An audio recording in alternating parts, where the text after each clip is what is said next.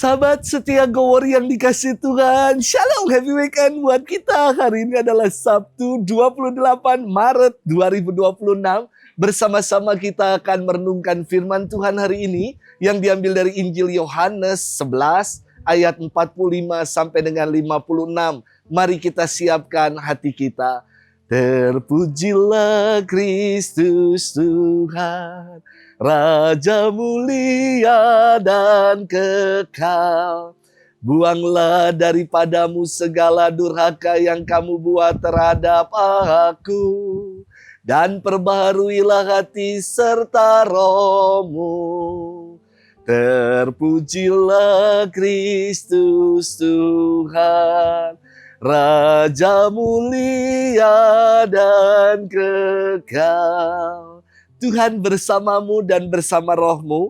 Inilah Injil suci menurut Yohanes, dimuliakanlah Tuhan. Banyak di antara orang-orang Yahudi yang datang melawat Maria dan yang menyaksikan sendiri apa yang telah dibuat Yesus terhadap Lazarus percaya kepadanya. Tetapi ada juga yang pergi kepada orang-orang Farisi dan menceritakan kepada mereka apa yang telah dibuat Yesus itu. Lalu imam-imam kepala dan orang-orang Farisi memanggil mahkamah agama untuk berkumpul. Mereka berkata, apakah yang harus kita perbuat? Sebab orang itu membuat banyak mukjizat. Apabila kita biarkan dia, maka semua orang akan percaya kepadanya. Lalu orang-orang Roma akan datang dan merampas tempat suci kita serta bangsa kita. Tetapi seorang di antara mereka, yaitu Kayafas, imam besar pada tahun itu, berkata kepada mereka, kamu tidak tahu apa-apa, kamu tidak insaf bahwa lebih berguna bagimu jika satu orang mati untuk bangsa kita daripada seluruh bangsa kita ini binasa. Hal ini dikatakan Kayafas bukan dari dirinya sendiri, tetapi sebagai imam besar pada tahun itu. Ia bernubuat bahwa Yesus akan mati untuk seluruh bangsa.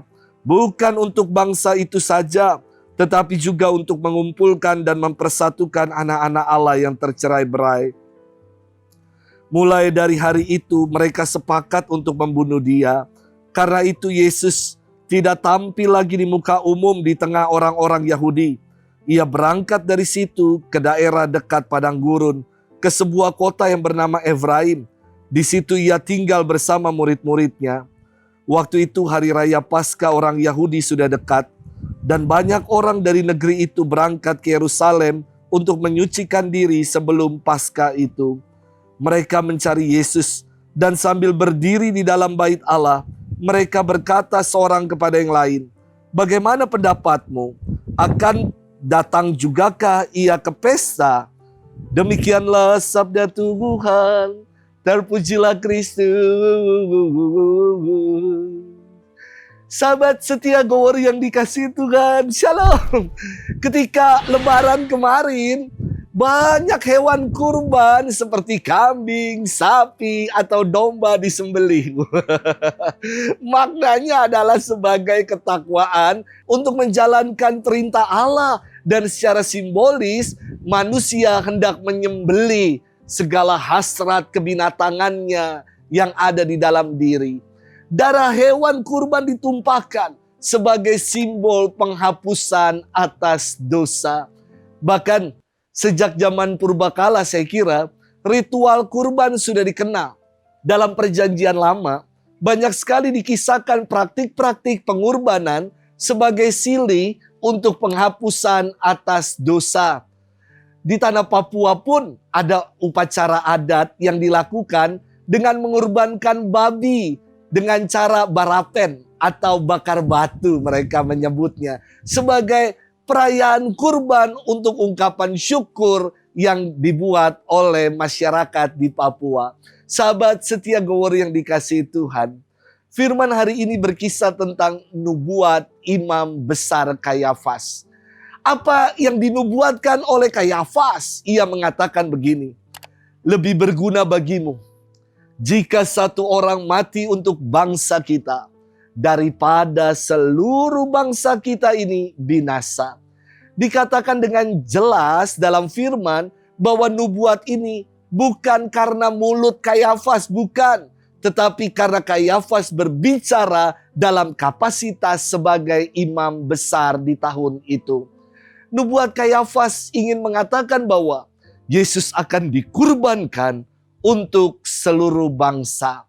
Bukan hanya bagi bangsa Israel, namun bagi semua bangsa ditebus, didamaikan, dan disatukan kembali berkat kurban Kristus.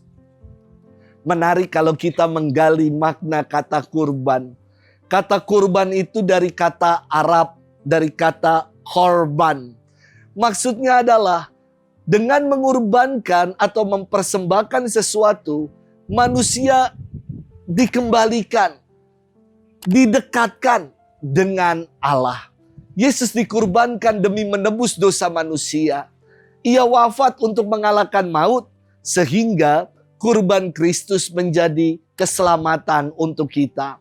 Bangsa-bangsa yang sebelumnya jauh dari Allah, namun melalui wafat Kristus, pengorbanan diri Kristus, kini seluruh bangsa didekatkan pada Allah.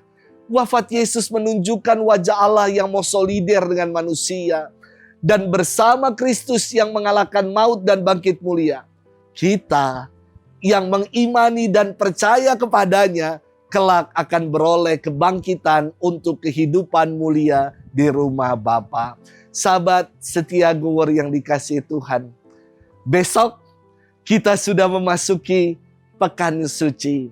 Saya ingin mengajak kita semua, sebagaimana dalam firman Tuhan hari ini, ketika Yesus mau menumpahkan dirinya, menumpahkan darahnya demi menebus dosa-dosa kita. Mari kita pun mengubur segala keduniawian kita, nafsu-nafsu kebinatangan kita, dosa-dosa kita bersama dengan Kristus yang wafat.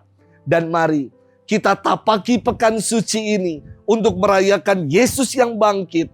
Kita mau bangkit menjadi pribadi yang baru, pribadi yang semakin lebih baik, yang semakin berkenan di hadapan Tuhan. Happy weekend, Tuhan memberkati kita semua, Bapa dan Putra dan Roh Kudus. Amin.